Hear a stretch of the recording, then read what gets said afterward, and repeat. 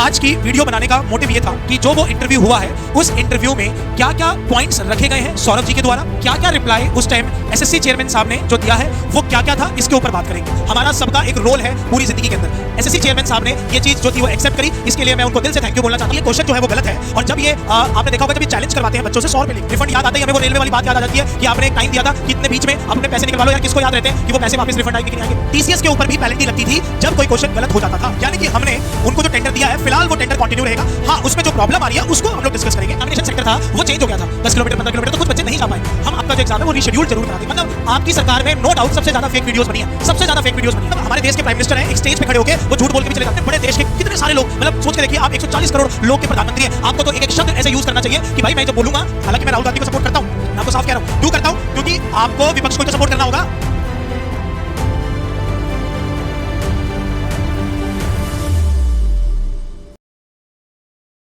Good evening to all of you, welcome back to our YouTube channel Sigma Gurukul.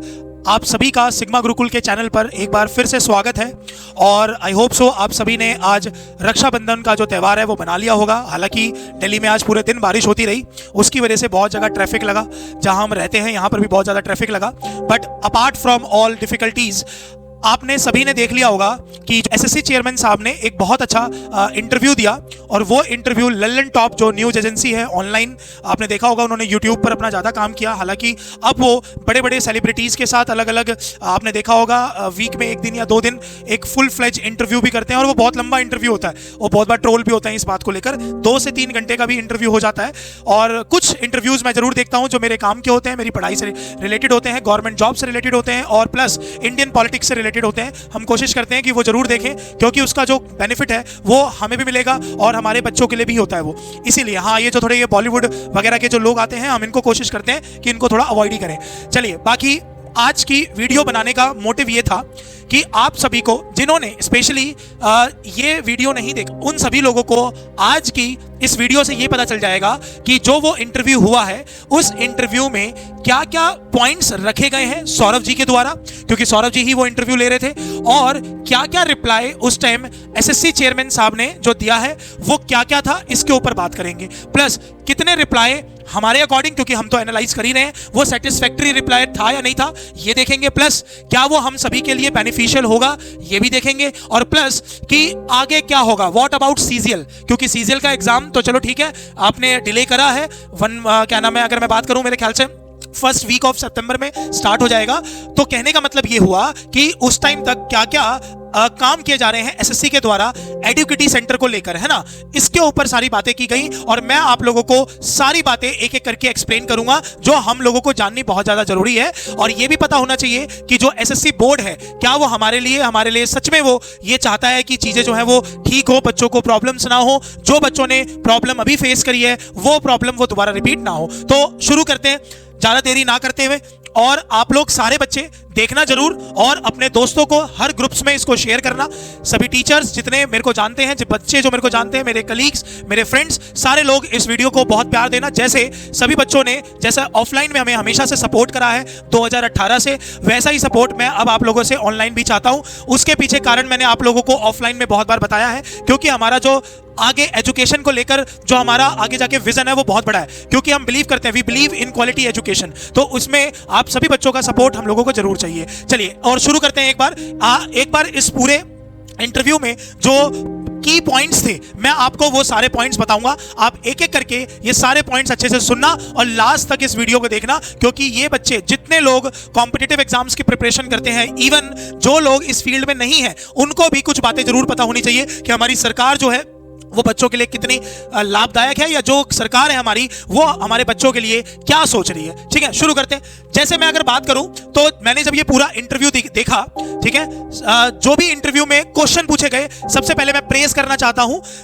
सबसे पहले जो praise मैं करना चाहता हूं वो करना चाहता हूं मैं सौरभ जी का। सौरभ जी ने बेबाक होके, मतलब इतने ही, मतलब उनके ना क्वेश्चंस में दिख रहा था जर्नलिज्म, और वो मेरा मानना है बाकी सभी भी न्यूज चैनल्स जो हैं उनको भी सीखना चाहिए। जर्नलिज्म बहुत अच्छी चीज होती है। अगर आप चाहो, मतलब journalism is like a camera. अगर मुझे पता है इस सीसीटीवी कैमरा मेरे इस क्लासरूम के अंदर लगा हुआ है, तो कोई भी टीचर कोई भी हरकत करने से पहले सोचेगा, कोई भी बच्चा कोई हरकत करने से पहले सोचेगा, क्योंकि वो एक सीसीटीवी कैमरा है। सरकार के ऊपर जो सीसीटीवी कैमरा होता है वो सीसीटीवी कैमरा होता है मीडिया, न्यूज एजेंसी। अगर वो न्यूज एजेंसी ही अगर सरकार की बड़ाई करने लग जाएगी तो आप सोच के देखो काम कैसे चलेगा, क्योंकि पहले से तो काम चल ही रहा था ना। तो सीसीटीवी लगाने का मोटिव क्या था? ताकि कल को कोई भी गड़बड़ी होती है, we will capture in the camera. तो वहां पर आप लोगों के जो ये सारे जर्नलिज्म जो भी लोग करते हैं, मैं उन लोगों के लिए भी बोलना चाहता हूं, और प्लस ये भी बोलना चाहता हूं कि सौरभ जी ने जो क्वेश्चंस पूछे थे वो बहुत अच्छे पूछे, और उसी से रिलेटेड ही ये सारे बच्चों रिप्लाई आए थे। चलिए एक एक करके जरा शुरू करते हैं। सबसे पहला अगर मैं बात करूं तो आप देखो, पहला इन्होंने जो भी क्वेश्चन पूछा था उसका रिप्लाई बताता हूं, फिर मैं आपको समझाऊंगा। और वो क्या था कि एक्सेप्ट एक्नॉलेजमेंट ऑफ मिसमैनेजमेंट। सबसे बड़ी बात ये होती है कि अगर मैं कोई गलती करता हूं, being a person, being a boy, being a teacher, being a son, being a husband, कुछ भी याद रखना, हमारा सबका एक रोल है पूरी जिंदगी के अंदर। अगर मैं कोई गलती करता हूं तो मुझे उसको एक्सेप्ट करने में बिल्कुल भी सोचना नहीं चाहिए, एक सेकंड भी नहीं लगाना चाहिए, और ये बहुत अच्छी चीज होती है, एक अच्छे आदमी की पहचान होती है। तो एसएससी चेयरमैन साहब ने ये चीज जो थी वो एक्सेप्ट करी, इसके लिए मैं उनको दिल से थैंक यू बोलना चाहता हूं। उन्होंने एक्सेप्ट करा कि हाँ जी, मिसमैनेजमेंट तो देखो हुआ ही था, ठीक है, इसमें तो वैसे भी कोई दो राय नहीं थी। यार वीडियो डॉक्टर्ड थोड़ी ना, वीडियो डॉक्टर्ड होती तो बात अलग थी, लेकिन आप सभी को पता है वीडियो जो थी वो बच्चों ने भी बना के भेजी है, वीडियो जो थी कुछ रिनाउंड टीचर्स ने भी भेजी है। इसका मतलब दिक्कत तो हुई थी एसएससी फेज 13 के एग्जाम को लेकर। तो पहला मैंने ये पॉइंट इसीलिए लिखवाया ताकि पॉजिटिव साइड से शुरू करेंगे, बाकी लास्ट तक आते आते इनको धोते हैं ढंग से। रुक जाओ आप देखो। चलो, तो पहला पॉइंट तो यही था बच्चों की, जो भी प्रॉब्लम हुई थी, मिसमैनेजमेंट हुआ था, वो एक्सेप्ट करा गया। और फिर अगली बात करते हैं इसको लेकर, और अगली बात है कि वेंडर परफॉर्मेंस एंड पैलेंटीज। एक बहुत अच्छी बात उस इंटरव्यू के दौरान हुई, और मैं बहुत सेटिस्फैक्टरी, मतलब इतना दिमाग मेरा कूल डाउन हो गया, बिल्कुल सुन के रिलैक्स्ड हो गया कि एक बात बहुत अच्छी बोली, और उस बात पे सौरभ जी ने भी बहुत अच्छा रिप्लाई किया कि सर ये सारी चीजें आप आगे मीडिया में बताया करो ना, ताकि हम लोग भी तो इस चीज से रूबरू हो जाए, इस बात से हमें भी तो अवेयरनेस हो। और वो ये था कि वेंडर्स, अब मेरे पास कोई क्वेश्चन आता है मान के चलिए, तो जब वो क्वेश्चन आता है, उन्होंने ये भी बात बताई कि जो पेपर होता है वो किसी को पहले नहीं दिख सकता, वो डायरेक्ट डिस्प्ले होता है बच्चे के विंडो के ऊपर, और जैसे ही वो विंडो के ऊपर आता है वो बच्चे को दिखेगा, चाहे वो पूरे देश में कितने भी बच्चे वन टाइम बैठ के वो एग्जाम दे रहे हैं। स्पेशली एसएससी की बात चल रही थी वहां पर। तो कहने का मतलब ये हुआ कि जब ये बात उठी तो उन्होंने एक बहुत बड़ी अच्छी बात बोली कि जब ये पता चलता है कि एक क्वेश्चन जो है वो गलत है, ठीक है जी, अभी मैं बताऊंगा उस गलत के ऊपर जो पैसे लगते हैं वो क्या है, वो बात की बात है, लेकिन जब उनको ये पता चल जाता है कि ये क्वेश्चन जो है वो गलत है, और जब ये आपने देखा होगा जब ये चैलेंज करवाते हैं बच्चों से 100 रुपए लेकर, तो उसके बाद जो वेंडर होता है, जैसे पहले आपको पता था कि जो वेंडर था वो हमारा टीसीएस था, टाटा कंसल्टेंसी सर्विस, टीसीएस के ऊपर भी पेनल्टी लगती थी जब कोई क्वेश्चन गलत हो जाता था।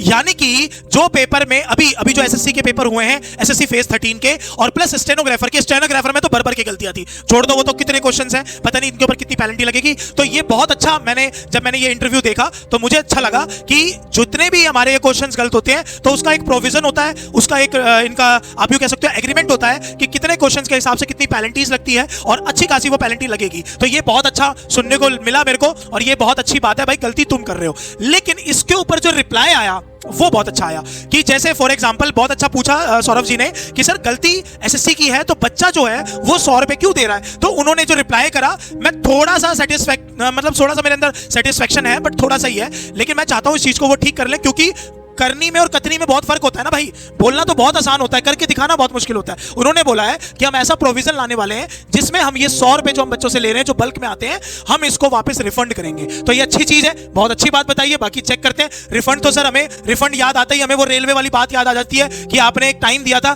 कि इतने बीच में आप अपने पैसे निकलवा लो। यार किसको याद रहते हैं कि वो पैसे वापस रिफंड आएंगे कि नहीं आएंगे। तो सर इसके ऊपर जरूर काम करना, क्योंकि हम भुगत भोगी हैं इस चीज के, तो हम नहीं चाहते कि दोबारा ये चीज हो, और हमें कतई भी बिल्कुल भरोसा नहीं है कि ऐसा होगा, क्योंकि हम सरकार पे ब्लाइंडली ट्रस्ट करते थे, पहले करते थे, अब नहीं करते, ठीक है, जब से ये चीजें हम लोग सुन रहे हैं। ठीक है सर, तो हम आपसे रिक्वेस्ट कर रहे हैं, अगर आपने इतनी बड़ी बात बोली है, because you are IAS officer, यार आप आईएएस ऑफिसर रहे हैं सर, आपकी एक अलग इमेज है, आपको हम जब देखते हैं तो बहुत खुश होते हैं कि चलो कम से कम इतने अच्छे अच्छे पोस्ट पे अच्छे अच्छे लोग बैठे हुए हैं, तो हम आपको बहुत उम्मीद से देखते हैं, और हमसे डबल उम्मीद में देखता है बच्चा। समझ गए? जैसे वो बच्चा हमें उम्मीद से देखता है वैसे हम आपको देखते हैं सर। तो मैं चाहता हूं कि आप इसके ऊपर जरूर वर्क करना सर, और ये चीज मैं चाहता हूं सीजीएल के एग्जाम से पहले आ जाए, ताकि हमें भी थोड़ा सा लगे कि हाँ सर ने जो इंटरव्यू दिया उसमें जो बातें बोली वो बिल्कुल ही बग वाली बातें नहीं है कि वो आए बोले और चले गए। हम चाहते हैं कि वो जो रिप्लाई आपने किया है वो बहुत अच्छा किया और वो चीज हो। बहुत पैसे मैटर करते हैं सर, गरीब बच्चे हैं, कहाँ से आते हैं, कैसे आते हैं, ठीक है चलो हम तो दिल्ली में रहते हैं तो हमने बहुत कम ऐसा एनवायरनमेंट देखा है, लेकिन जितना हमने सुना है, जितना हमने बहुत देखा है मुखर्जी नगर में भी, तो हमें दिखता है कि सच में सर आज भी बहुत गरीबी है सर। तो 100 रुपये भी बहुत बड़ा अमाउंट होता है। तो मैं चाहता हूं आप वो जो रिफंड कराने वाली बात कह रहे थे उसके ऊपर काम जरूर करा जाए। चलिए अगली बात करते हैं। अगली बात ये थी कि decline to remove the vendor, यानी कि इस बात पे तो बिल्कुल ही श्योरिटी हो गई है कि सर वेंडर को अभी हम डिक्लाइन नहीं कर सकते, यानी कि हमने उनको जो टेंडर दिया है फिलहाल वो टेंडर कंटिन्यू रहेगा। हाँ, उसमें जो प्रॉब्लम आ रही है उसको हम लोग डिस्कस करेंगे, उसको हम लोग देखेंगे सेंटर टू सेंटर, इस बात को जाके वो पूरी कोशिश करेंगे कि कोई भी इसमें ये प्रॉब्लम क्रिएट ना हो। इन्होंने ये बात बोल दी है।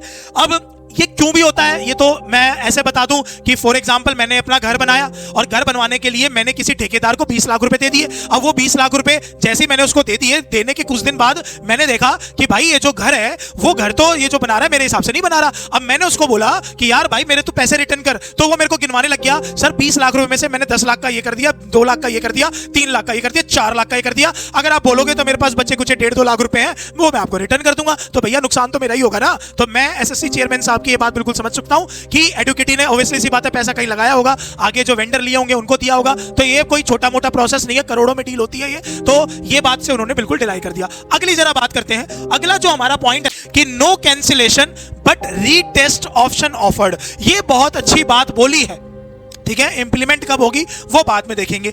जैसे फॉर एग्जांपल आपने देखा था कि दिल्ली के बहुत सारे ऐसे सेंटर्स थे जिसका एट अ टाइम बिल्कुल जो हमारा एग्जामिनेशन सेंटर था वो चेंज हो गया था, 10 किलोमीटर 15 किलोमीटर, तो कुछ बच्चे नहीं जा पाए। तो उसकी वजह से उन्होंने एसएससी की वेबसाइट पर यह बात बोल दी है कि आप लोग हमें बताएंगे, हम आपका जो एग्जाम है वो रीशेड्यूल्ड जरूर करा देंगे। कुछ बच्चों का कराने के लिए बोल भी दिया है एसएससी फेज 13 का, तो उसी हिसाब से इन्होंने ये कमिटमेंट करी थी, ये बात बोली कि हम उनको एक और ऑप्शन देंगे वापस रीटेस्ट का। ठीक है जी, आगे बढ़ते हैं। क्या है आगे लिखा हुआ है कि exam integrity and AI uses. बहुत टीचर ने, बहुत ज्यादा ने अपने आप को भोकाल सर बोलते हैं, पता नहीं क्यों बोलते हैं, मैं तो सोचता हूं ये बात, लेकिन चलो ठीक है, अपनी अपनी पर्सनालिटी है लोगों की। उन सर ने इतनी वीडियो बना दी इसके ऊपर कि भैया तुम एआई से बना लो वीडियो, तुम एआई से बनवा लो, सॉरी वीडियो बोल रहा हूं, तुम एआई से बनवा लो एग्जाम, तुम एआई से बनवा लो मैथ्स के क्वेश्चन। और मैं तो इतना बड़ा मैथ्स का टीचर हूं, मेरे वर्ड नहीं है याद रखना, मैं तो इतना बड़ा मैथ्स का टीचर हूं कि मैं एआई वाले भी सारे क्वेश्चन करके दूंगा, जो मैं पढ़ा रहा हूं उसी में से आएगा। भाई अच्छी बात है, कोई मना नहीं कर रहा आपको, समझ गए, आप अच्छे टीचर हो नो डाउट, लेकिन आप किसी चीज को पहले कंफर्म करो, क्योंकि उन्होंने ये बिल्कुल नहीं बोला कि हम जो पेपर बना रहे हैं वो एआई से बना रहे हैं। हाँ, उन्होंने ये बोला कि हम चीजों को मैनेज करते हैं तो एआई का इस्तेमाल कर लेते हैं। आज के टाइम पे एआई का इस्तेमाल कौन नहीं करता? सारे लोग, जिनको आता, तुम्हें आता ही नहीं है तो तुम यूज कैसे करोगे भाई? तो एसएससी को आता है इसीलिए वो उसको मैनेज करने के लिए यूज करते हैं। बट उन्होंने इस पूरी की पूरी स्टेटमेंट को डिनाई कर दिया कि कोई भी जो एग्जाम है वो एग्जाम का जो क्वेश्चन है वो एआई सेट करता है, ऐसा कुछ नहीं है। ये बिल्कुल ह्यूमन बीइंग प्रोसीजर होता है। एक बंदा जो होता है वो अपने सब्जेक्ट में एक्सपर्ट होता है, वो उस पेपर को बनाता है। समझ में आ गई बात भाई? तो एआई वगैरह वाली बात अपने दिमाग से निकाल दो, ठीक है जी।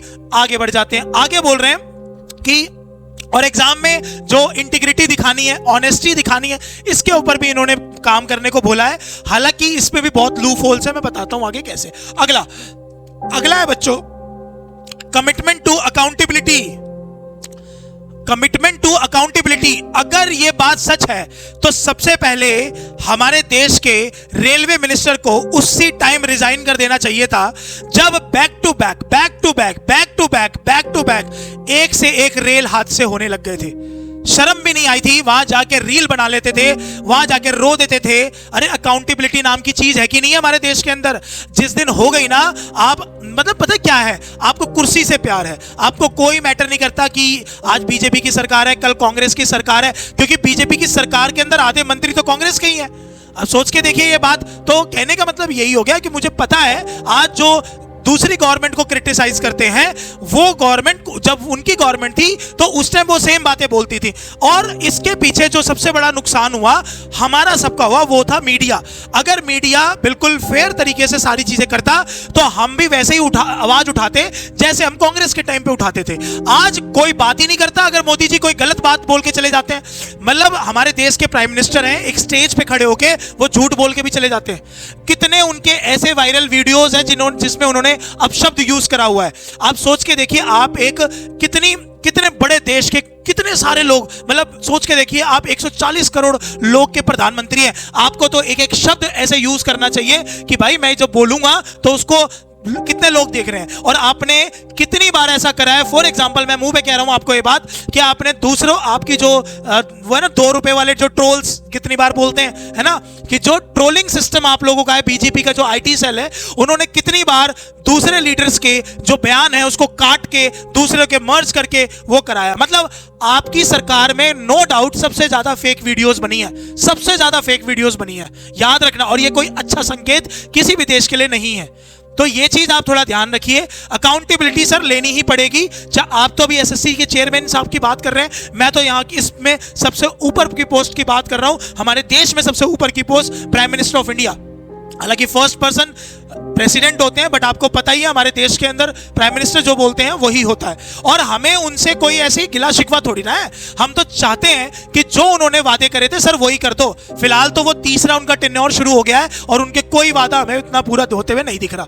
ठीक है जी, हाँ स्टेप्स लेते हैं, बात करते हैं, स्टाइलिश पूरे हैं, लेकिन उतना इफेक्टिव नहीं दिखे जितना वो बोल के 2014 में आए थे। क्योंकि उन्होंने जो बात बोली है वो सारी अपोजिट है। चाहे वो डॉलर के ऊपर कोई बात हो, चाहे वो करप्शन के ऊपर कोई बात हो, चाहे वो किसी भी क्या नाम है डिपार्टमेंट के अंदर अच्छे से काम करने की बात हो, चाहे वो हमारी फॉरेन मिनिस्ट्री की जो फॉरेन रिलेशनशिप है, हमारी जियोपॉलिटिक्स जिसको हम लोग बोलते हैं, उसकी बात हो, हम हर चीज में फेल हुए हैं। हैप्पीनेस इंडेक्स में हम लोग नीचे जाते हैं, हमारा पासपोर्ट इंडेक्स जो है वो नीचे जाता रह रहा है। तो सर ये प्रॉब्लम तो है ना। और दूसरी बात, आप कौन सी गरीबी की बात करते, कौन सी आप थोड़े दिन पहले मैं इनका एक बयान सुन रहा था कि कांग्रेस के टाइम पे जो महंगाई थी उसका जो दर था वो 2 डिजिट में था, आपके वाले में 2 डिजिट में नहीं है। अरे भाई सर हमें वो 2014 वाली महंगाई दे दो, मैं तो उसी में खुश हो जाऊंगा। हमारे पास तो पेट्रोल की गाड़ियां हैं, हमें पता है पेट्रोल कितना मुश्किल होता है भरवाना। ठीक है, तो इसीलिए मैं चाहता हूं सर कि अकाउंटेबिलिटी बननी चाहिए। और मैं फिर से एसएससी चेयरमैन साहब का मैं क्यों बार बार बोल रहा हूं उनके बारे में, यार मैं उनकी इसलिए रिस्पेक्ट कर रहा हूं क्योंकि वो एक आईएएस ऑफिसर है। वो एक बहुत आईएएस ऑफिसर जब बने होंगे तो इसी प्रोसेस से तो होके गुजरे होंगे, है ना भाई। जैसे सब लोग नौकरी की तलाश करते हैं वैसी तो उन्होंने भी करी होगी ना। तो इसीलिए मैं बोल रहा हूं कि अकाउंटेबिलिटी तो सर लेनी ही पड़ेगी। जो भी होगा आपको रिस्पॉन्सिबल होना पड़ेगा। चलिए आगे बात करते हैं, और वो बात है कि नो बाउंसर्स ऑन सेंटर्स। आपको याद होगा कि एक जगह पर मारपीट हो गई थी बच्चों के साथ, और इस बात को भी लेकर इन्होंने इस इंटरव्यू में बोला कि ऐसा कुछ नहीं था, लेकिन ये चीज हो गई। और ये जब चीज हो गई तो इसमें थोड़ी प्रॉब्लम तो बनी है। तो अब से हमने ये चीज ऑफिशियली बोल दी है सभी जितने भी सेंटर्स हैं सब जगह पर कि भाई बाउंसर्स वगैरह की कोई जरूरत नहीं है। यार बाउंसर्स तो क्लब में होते हैं, समझ गए। बाउंसर्स का वहां पर रहना क्या फायदा। जो बंदा वहां पढ़ने आया है, सॉरी जो बंदा वहां पर पेपर देने आया है, उसको क्या लेना देना। लाइन में वो बेचारे लगते हैं, लाइन में वो आपको दिखाते रहते हैं। आधे तो वैसे ही परेशान रहते हैं। लड़कियों के हाथ में किताबें रहती हैं कि भाई कुछ पढ़ लेती हूँ जल्दी जल्दी। लड़कियां तो ऐसी होती हैं। और कुछ लड़के वहां जाके ऐसे सोचते हैं यार मेरा तो कल ही था एग्जाम। अबे आधे बच्चे ऐसे होते हैं, सोच के देख। तो कहने का मतलब क्या है, ऐसे तो वहां लोग आते हैं, है ना। जो जिसको नौकरी लेनी है वो किसी से बात ही नहीं करता, चुपचाप रहता है। आप समझ रहे हो मैं क्या कहना चाह रहा हूं। तो सर इनकी कोई जरूरत नहीं है, इनको कहीं और नौकरी दो, देश में बहुत बेरोजगारी है। चलिए आगे बढ़ते हैं। रिस्पॉन्सिवनेस, कलेक्टिव एक्शन, ये चीज बहुत जरूरी है सर। और ये चीज इसलिए जरूरी है बिल्कुल क्योंकि आप एसएससी के चेयरमैन हुए, यानी कि एक एसएससी बोर्ड हो गया। आपने जो टेंडर दिया वो एडुकेटी को दिया, एडुकेटी ने वेंडर लिए वो अलग अलग जगह के लिए। आप तीनों के बीच में ना सर अच्छा कलेक्टिवनेस होना चाहिए, अच्छा कोऑर्डिनेशन होना चाहिए, आप तीनों को पता होना चाहिए। आप कोई रिप्लाई कर रहे हो एडुकेटी कोई रिप्लाई कर रहा है वेंडर को, तो आप तीनों का जो तालमेल होना चाहिए सर वो अच्छा होना चाहिए, क्योंकि आप कोई छोटा मोटा एग्जाम नहीं ले रहे हैं। ये ग्लिच अगर हम अपनी छोटी मोटी क्लास में कर देना सर तो चल जाएगा, क्योंकि हम इतने बड़े देश के इतनी सी जगह दिल्ली के इतने छोटी जगह नजफगढ़ में रहते हैं और वहां पर भी हमारा सेंटर सबसे छोटा है सर, और मैं वहां पढ़ाता हूं। तो आप सोच के देखिए कि हम तो बहुत छोटे लोग हैं, तो आप लोग बहुत बड़ा पेपर जो है वो ले रहे हो, इसीलिए आपको इस बात का ध्यान रखना पड़ेगा, वरना तो ये प्रॉब्लम सर अगले जो एग्जाम्स होने हैं उसमें भी दिखेगी सर। क्योंकि ये प्रॉब्लम जब एसएससी फेज 13 में दिखी, ये प्रॉब्लम आपको दूसरे में दिखी, क्या नाम है, स्टेनो में दिखी, तो ये प्रॉब्लम तो सर सीजीएल में भी दिखेगी, आगे जाके सीपीओ का एग्जाम होगा, जीडी का एग्जाम होगा, एग्जाम ही एग्जाम है। तो सर इस चीज के ऊपर काम करना पड़ेगा सर। अगली बात करते हैं सर, ये तो बहुत मुश्किल काम है, to restore trust and fairness. आज भी राहुल गांधी अपने आप को प्रूफ नहीं कर पाते हैं कि भाई मैं जो मेरे बारे में बोला जाता था मैं वो हूं नहीं। ये तो कुछ लोगों का ग्रुप था जिसने मेरे बारे में गलत फैलाया, मेरी बातों को गलत फैलाया, मेरे कमेंट्स को गलत बोला। मैं तो सोच के हैरान रह जाता हूं। आप सिर्फ इसके ऊपर काम करिए कि लोगों का ट्रस्ट आपके ऊपर कैसे बने सर, है ना सर। हम तो अपनी उसी की बात करेंगे। तो जब तक आपके ऊपर वापस वैसा ट्रस्ट नहीं बनेगा तब तक ये प्रॉब्लम आएगी। और इसका सबसे बेस्ट एग्जांपल है, अभी 2 दिन पहले आपको याद होगा कि जो हमारे लीडर ऑफ ऑपोजिशन है मिस्टर राहुल गांधी जी ने एक बहुत बड़ा स्कैम बाहर निकाला है। और वो स्कैम है कि जो हमारे वोटर्स हैं, जो इलेक्शन में जो वोट डालते हैं, उसमें एक एक कॉन्स्टिट्यूएंसी से कम 1 लाख वोट जो हैं वो गलत तरीके से डाले गए। एक बंदा है जो 12 अलग अलग स्टेट्स में जाके दे के आ रहा है वोट। एक बंदा ऐसा है जिसके फादर का नेम वही है, अगले का भी वही है, अगले का भी वही है, अगले का भी वही है, अगले का भी वही है, मतलब सेम। एक जगह ऐसी है कि एक सिंपल सा 1 BHK का रूम है और उसके अंदर 80 लोगों का रजिस्ट्रेशन है। और ये बात तो मेरे ख्याल से इंडिया टुडे ने चेक भी करवाई थी, तो वो ठीक भी निकली। तो यार अब आप बताओ, जो इलेक्शन कमिश्नर हैं सर, क्योंकि जो एसएससी के थ्रू भी उस डिपार्टमेंट में जाते हैं, आप खुद सोचिए सर, अगर कोई इतना बड़ा एलिगेशन लगा रहा है, मैं नहीं मानता, हालांकि मैं राहुल गांधी को सपोर्ट करता हूं, मैं आपको साफ कह रहा हूं। क्यों करता हूं? क्योंकि आपको विपक्ष को ही तो सपोर्ट करना होगा। सरकार आपकी सुन नहीं रही है, मीडिया आपकी है ही नहीं, तो बच कौन गया फिर? तो हमें उनको सपोर्ट करना पड़ेगा, तभी तो सर आप तक कोई बात पहुंचेगी। अब आप देखिए कि जब उन्होंने इतना बड़ा एलिगेशन लगाया तो आप उस चीज को प्रूफ करो। आप उनसे कह रहे हो कि रिटर्न में लिख के दो, ओथ लिख के दो, तब मानेंगे। अरे सर, अगर आप खुद सोचिए, अगर उन्होंने कोई बात बोली है और कोई मीडिया चैनल भी उसको ठीक बता रहा है, और प्लस एक बात बताओ, वो डेटा तो आपने दिया था 7 फीट का डेटा, मतलब 6 फीट का तो सर मैं हूं, मेरे से भी ऊपर आपने इस डिजिटल इंडिया में, मोदी जी के डिजिटल इंडिया में, याद है मोदी जी तो कहते थे कि मैं भाई ये पेपर पेन सब खत्म कर दूंगा, मैं तो नया भारत बनाऊंगा। तो उन्होंने जो लिस्ट दी है वो 7 फीट की लिस्ट है। आप सोच के देखिए, हमारे इतने बड़े देश के अंदर हम इतने आगे बढ़ चुके हैं, हम पता नहीं कौन सी इकोनॉमी बन रहे हैं। आप सोचो कि वहां पर रिटर्न में ऑनलाइन उनको वो पीडीएफ नहीं दी जा रही जिसमें वो चेक कर लें। ठीक है, तो सर ट्रस्ट तो बिल्ड करना पड़ेगा, क्योंकि ट्रस्ट तोड़ने का काम भी आप ही लोगों ने किया था। ठीक है जी, अगली बात करते हैं। और अगली बात है हमारा कि outlook on upcoming exams. Upcoming exams का मतलब है सर यहाँ पर CGL, combined graduate level. Sir इसके ऊपर प्लीज काम करिए, कोशिश पूरी करिए कि इस बार बच्चों का एडमिट कार्ड टाइम पर आए, बच्चों की जो सिटीज है वो दूर ना आए। तीसरी बात, क्वेश्चन में एरर कम हो।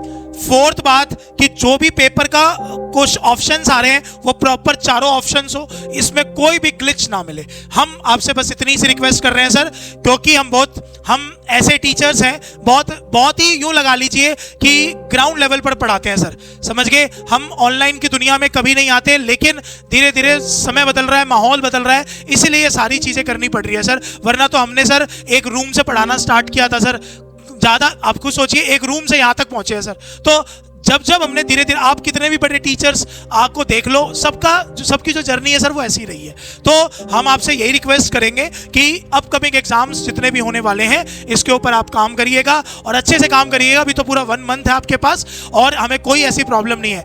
अगला जो मैसेज है वो भाई बच्चों के लिए है।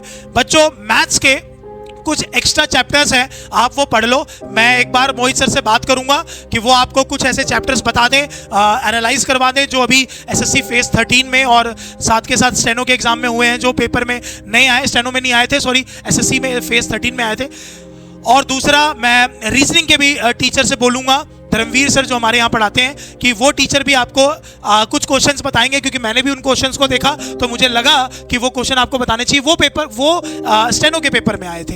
इंग्लिश में मैं आपको बताता ही हूँ साथ के साथ, और प्लस आपको साथ के साथ जीएस के भी कुछ ऐसे क्वेश्चन जरूर बताए जाए जो किस फील्ड से सबसे ज़्यादा पूछे गए। तो उसकी आप प्रॉब्लम मत लेना, वो आप ऑफलाइन हमसे पढ़ते ही रहते हो, प्लस जो हमसे ऑनलाइन पढ़ता है उनको भी ये प्रॉब्लम नहीं होगी। ठीक है जी, चलिए, बाकी बहुत टाइम हो गया। शुक्रिया अगर आपने पूरा वीडियो यहाँ तक देखा। और बहुत कम बोलता हूँ, लेकिन मेरे को मेरी टीम ने बोला है कि सर अब आप एक बार जरूर बोला करो, क्योंकि आपने जितना पढ़ाया है, आप जिस हिसाब के टीचर हैं, आप बोलोगे तो लोग आपको जरूर सपोर्ट करेंगे, आपकी टीम को सपोर्ट करेंगे, सिग्मा गुरुकुल को सपोर्ट करेंगे। और उस सपोर्ट के लिए आपको कुछ नहीं करना, सिर्फ और सिर्फ हमारे चैनल को सब्सक्राइब करना है, लाइक करना है, और हमारे जितने भी अपना जो सर्कल रहा है, जो टीचिंग का सर्कल रहा है, जो गवर्नमेंट जॉब का सर्कल रहा है, जो स्कूल्स का सर्कल रहा है, पढ़ाई से रिलेटेड की मैं बात कर रहा हूं यहाँ पर, आप उन सभी को इस वीडियो को जरूर शेयर करना, प्यार देना, क्योंकि जितना आप प्यार दोगे हम उतना ही एनकरेज होंगे आगे ऐसी वीडियो बनाने के लिए, आगे आके पढ़ाने के लिए। चलिए, बाकी आप सभी बच्चे अपना ध्यान रखिए। देश में हमारा जो देश है वो बहुत अच्छा देश है, बस उस देश में एक अच्छी लीडरशिप की जरूरत है, और प्लस एक गुड सिटीजन बनने की जरूरत है। अगर आप एक अच्छे सिटीजन बनोगे, क्योंकि आज के टाइम पे लोगों को जब ये नहीं पता कि कूड़ा कहाँ डालना है, तो उनको वोट क्या पता है कि कहाँ डालना है। अब सोच के देखिए ये बात। तो इसीलिए आपको जागरूक होना पड़ेगा, हमारे देश को संभाल के रखना पड़ेगा। बहुत लोगों ने इस देश के लिए अपनी शहादत दी है, बहुत लोगों ने बहुत कुछ करा है भाई इस देश के लिए। तो ये देश बहुत प्यारा है, और ये देश इसीलिए हमारा सबसे अच्छा देश है। ठीक है, तो हमें सिर्फ वो वाली नेशनैलिटी हमारी जो है, सिर्फ वो नहीं दिखाना कि 15 अगस्त आ गया तो हमें इसके ऊपर 4 लेक्चर दे देना। नहीं, आप अपने देश को सबसे पहले तो शुरुआत यहीं से करो कि जहां भी आप रहते हो, आप अपनी तरफ से कोशिश करो कि कूड़ा ना फैलाओ। जितना आप हमारे देश को साफ रखोगे, सबसे बड़ी चीज ही वहीं से शुरू होती है, मेरा मानना है। आप जहां रहते हो, पढ़ते हो, पढ़ाते हो, उस जगह को साफ करके रखो, क्योंकि वो बहुत ज्यादा जरूरी है। ठीक है जी, चलिए मिलते हैं नेक्स्ट क्लास के अंदर। कल जो क्लास होगी आपकी, उसमें आपके सामने सभी से मिला जाएगा। आप सभी बच्चे अपना ध्यान रखिए। जय हिंद, जय भारत।